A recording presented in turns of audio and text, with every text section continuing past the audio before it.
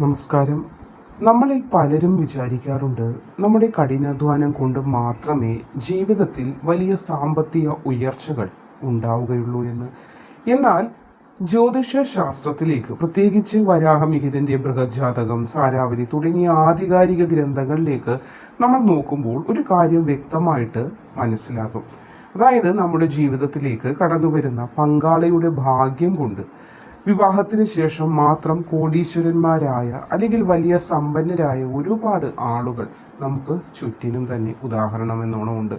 ഒരുപക്ഷെ വിവാഹത്തിന് മുൻപ് അവർ വളരെ സാധാരണക്കാരായിരിക്കാം. എന്നാൽ ഈ വിവാഹ ശേഷം അവരുടെ ജാതകത്തിലെ ചില പ്രത്യേക ഗ്രഹസ്ഥിതികളും നക്ഷത്രങ്ങളും ഉണരുകയും ഇതുവഴി അവരുടെ ജീവിതത്തിൽ വലിയ നേട്ടങ്ങളൊക്കെ വന്നു ചേരുകയും ചെയ്തിട്ടുണ്ട്.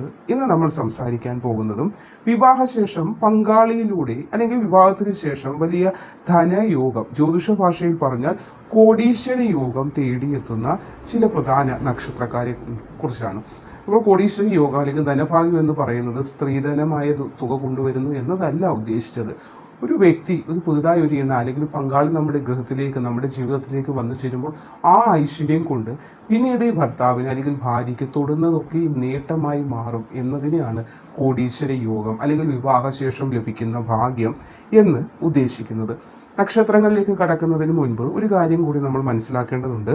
ഒരു ജാതകത്തിൽ 7ാം ഭാവമാണ് വിവാഹത്തെയും അതേപോലെ പങ്കാളിയെയും ഒക്കെ സൂചിപ്പിക്കുന്നത്.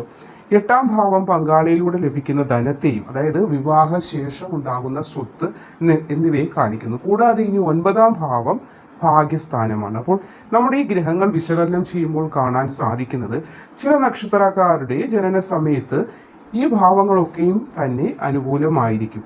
അത് പൂർണ്ണമായി പ്രവർത്തിച്ചു തുടങ്ങുന്നത് മറ്റൊരു ജാതകം, അതായത് അവരുടെ പങ്കാളിയുടെ ജാതകം കൂടി തുലനം ചെയ്യുമ്പോഴാണ്. അപ്പോൾ ഇതിനെയാണ് നമ്മൾ പങ്കാളിയിലൂടെ വന്നു ചേരുന്നതായ ഭാഗ്യോദയം എന്ന് പറയുന്നത്. അപ്പോൾ അങ്ങനെയുള്ള കുറച്ച് നക്ഷത്രക്കാരുണ്ട്. ഇതിൽ ആദ്യത്തെ നക്ഷത്രമായി നമുക്ക് പറയാൻ സാധിക്കുന്നത് ചന്ദ്രൻ്റെ സ്വന്തം നക്ഷത്രമായ രോഹിണിയെയാണ്. വൃഷഭക്കൂറിൽ വരുന്ന രോഹിണി നക്ഷത്രക്കാർ സൗന്ദര്യമുള്ളവരും വളരെയധികം ആകർഷണീയത ഉള്ളവരുമായിരിക്കും. സ്ത്രീ പുരുഷ ഭേദമന്യേ രോഹിണി നക്ഷത്രക്കാർക്ക് വളരെയധികം സൗന്ദര്യം ഉള്ളവരും സൗന്ദര്യ ആരാധകരുമായിരിക്കും. അവരുടെ കണ്ണുകളാകട്ടെ അല്ലെങ്കിൽ അവരുടെ സംസാരം, ഇതൊക്കെ മറ്റുള്ളവർ കേട്ടുകൊണ്ടിരിക്കുന്ന രീതിയിലുള്ള ഒരു ആകർഷകത്വം ഇവർക്ക് പ്രത്യേകിച്ചുണ്ട്. ഗ്രന്ഥങ്ങൾ അനുസരിച്ച് പറയുമ്പോൾ ഈ രോഹിണി നക്ഷത്രക്കാരുടെ ജീവിതത്തിൽ വിവാഹശേഷമാണ് യഥാർത്ഥ ഭാഗ്യോദയം ആരംഭിക്കുന്നത്. അതായത് ഇവരുടെ പങ്കാളി ഒന്നുകിൽ ഒരു വലിയ സമ്പന്ന കുടുംബത്തിൽ നിന്നുള്ളവയായിരിക്കും, അല്ലെങ്കിൽ വിവാഹത്തിന് ശേഷം പങ്കാളി വഴി ഒരു പുരോഗതിയൊക്കെ ഉണ്ടാകും. കാരണം ആ പങ്കാളിയുടെ കടന്നു വരവ് ഇവരുടെ ജീവിതത്തിനും ഇവരുടെ ഗൃഹത്തിനും വളരെയധികം മാറ്റുകൂട്ടും.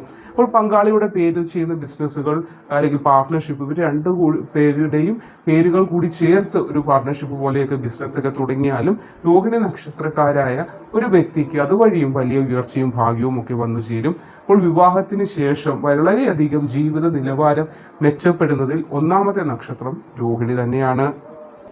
അടുത്ത 2ാമത്തെ നക്ഷത്രം പറയാൻ സാധിക്കുന്നത് പൂരം നക്ഷത്രത്തിനെയാണ്. പൊതുവെ വളരെയധികം ആഡംബരത്വം ആഗ്രഹിക്കുന്ന ഒരു കൂട്ടരാണ് പൂരം നക്ഷത്രക്കാര്.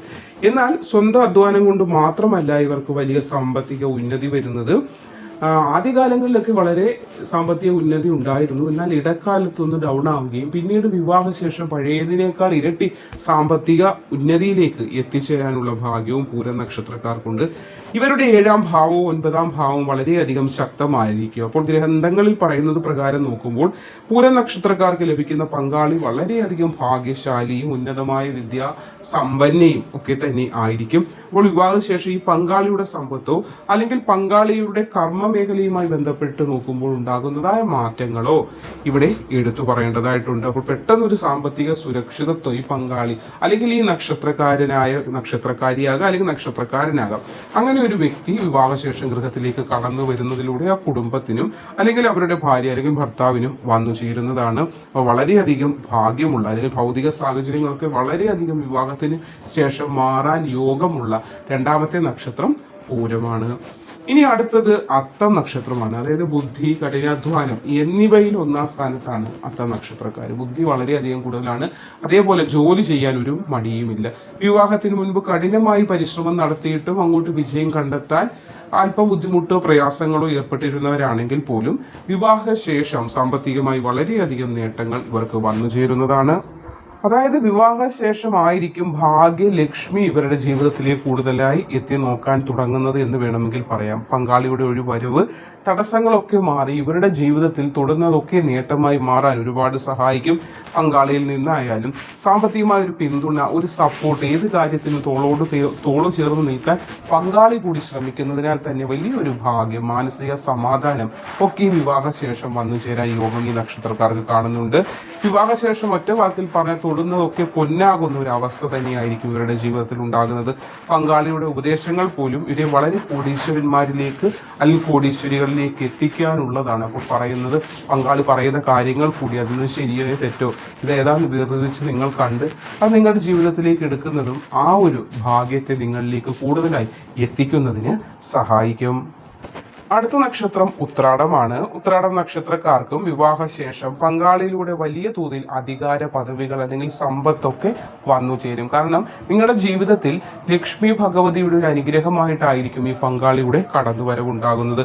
അപ്പോൾ വലിയ വലിയ പദവികളൊക്കെ ലഭിക്കാനും, ജ്യോതിഷ തത്വപ്രകാരം പറയുമ്പോൾ ഉത്രാട നക്ഷത്രക്കാരുടെ പങ്കാളിക്ക് ഇവരുടെ ജീവിതത്തിലെ ഒരു വലിയ സാമ്പത്തിക സ്ഥിരത അല്ലെങ്കിൽ സാമ്പത്തികമായി വലിയ ഒരു മാറ്റം കൊണ്ടുവരാനായിട്ട് സാധിക്കുമെന്നത് വളരെ പ്രത്യേകതയായിട്ട് പറയേണ്ടതാണ്. അപ്പോൾ വിവാഹശേഷമുള്ള ഇവരുടെ വളർച്ച, നിങ്ങളുടെ ജീവിതത്തിന്റെ വളർച്ച നിങ്ങൾ തന്നെ ഒന്ന് തുലനം ചെയ്തു നോക്കും. ഒരുപാട് പഴയതിൽ നിന്ന് വിവാഹശേഷം നിങ്ങൾക്ക് മാറാനായിട്ട് സാധിച്ചിട്ടുണ്ട്. പിന്നെ ഇടയ്ക്കിടയ്ക്ക് ചില വിഷമങ്ങളൊക്കെ വരും, അത് മനുഷ്യ സഹജമായ കാര്യമാണ്. മനുഷ്യ ജീവിതത്തിൽ വിഷമങ്ങളൊക്കെ വരും.